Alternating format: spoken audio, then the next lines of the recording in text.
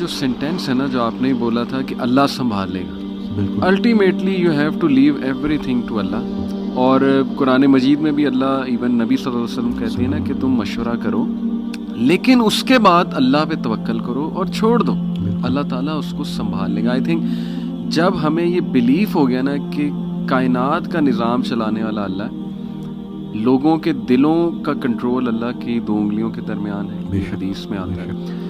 हर चीज़ atom भी move नहीं कर सकता अल्लाह की इजाज़त के बगैर। अल्लाह अल वकील है जिसका मतलब है डिस्पोजर ऑफ अफेयर्स। तमाम अफेयर्स अल्लाह ने डिस्पोज ऑफ करने हैं। जो आपकी ज़िंदगी में हो रहा है ये आप तवक्कल रखें, यकीन रखें कि वो अल्लाह की इजाज़त से हो रहा है, उसका एक मकसद है। बस आपने ये तलाश करना है बजाय कि उस गम को अपने सर पे चढ़ाने के।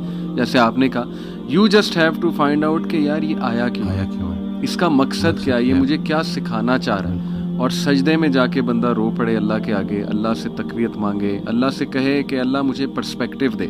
बल्कि मैं एक कोट पढ़ रहा था, even though he is a non Muslim writer है बहुत बड़ा, मेरे जहन से अभी खैर नाम निकल गया, उन्होंने बड़ी कमाल की बात की। उन्होंने कहा oh my lord make me brave and मुझे ऐसी सकत दे कि मैं अपने गम से वो रीज़न ढूंढ सकूं कि ये आया क्यों है। सुभान अल्लाह, यानी even though is a non Muslim, लेकिन ये कि इतनी उसमें अकल है कि वो ये दुआ कर रहा है। तो यही बात है कि विजडम फाइंड आउट करो कि ये क्यों आया है। और बल्कि मैं डॉक्टर साहब, एक मेरे दोस्त हैं बड़े अच्छे स्कॉलर हैं, उन्होंने एक बड़ी प्यारी बात की। उन्होंने कहा कि जब बंदे पे गम आए ना तो चलो कुछ देर गमगीन रहना ये नेचुरल है, फितरी है। रसूलुल्लाह सल्लल्लाहु अलैहि वसल्लम पे बड़े गम आए, हज़रत खदीजा की जो डेथ थी वो उससे बड़ा गम नहीं था। The most smiling face did not smile for months, तो इट्स नेचुरल, ओके।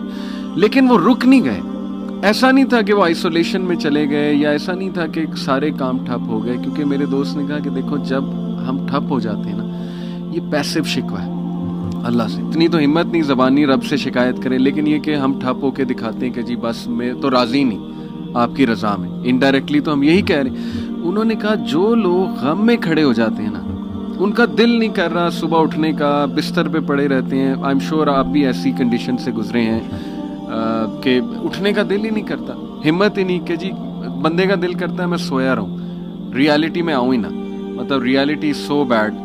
लेकिन उस वक्त जो उठ जाता है ना, यकीन करें, जो हिम्मत पकड़ता है, अल्लाह का नाम लेता है, आई थिंक ये अल्लाह को वो ये मैसेज दे रहा है कि अल्लाह मैं राज़ी हूँ, बिल्कुल, बस अब आप चलाएं मुझे। और सब्र भी, बल्कि मेरे पास पेशेंट आए तो मैं उनकी ना, मैंने कहा आपने सब्र करना है, तो कहते कर रहा हूँ ना। मैंने कहा कि सब्र तो ऐसे करना है कि दूसरा बंदा अपनी परेशानी भूल जाए।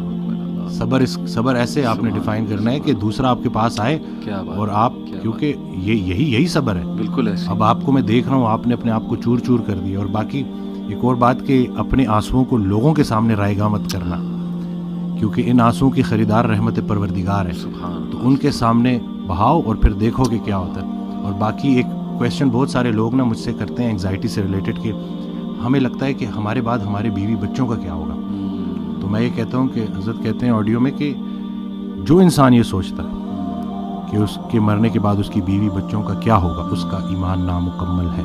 उसने पालने वाली सिफ्त पे ईमान ही नहीं लाया। जिनके लिए पूरी कायनात बनाई, उनको यतीमी और गरीबी से गुजारा, उनको माँ बाप नहीं दिए, आपको दे दिए।